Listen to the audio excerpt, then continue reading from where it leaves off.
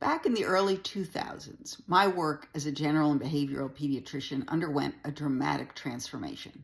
I was practicing on the front lines in a busy rural practice in Western Massachusetts at the time that there was a lot of attention to the quote unquote discovery of pediatric bipolar disorder. At the same time, there was an exponential increase in diagnosis of ADHD in younger and younger children. I had parents coming into my practice with their 15-month-old asking if I thought they might have bipolar disorder.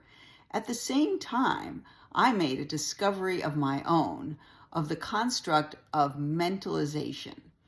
As a student with the Berkshire Psychoanalytic Institute, I read a remarkable paper by psychoanalyst and neuroscientist Peter Fonagy that describes this unique human capacity to be curious about the motivations and intentions of one's own and others' behavior.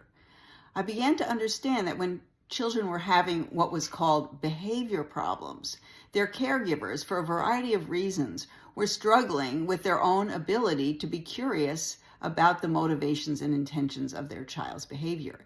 That might have been because they were struggling with their own history of trauma and loss. It might have been because their child's signals were particularly difficult to read, or some kind of combination of those.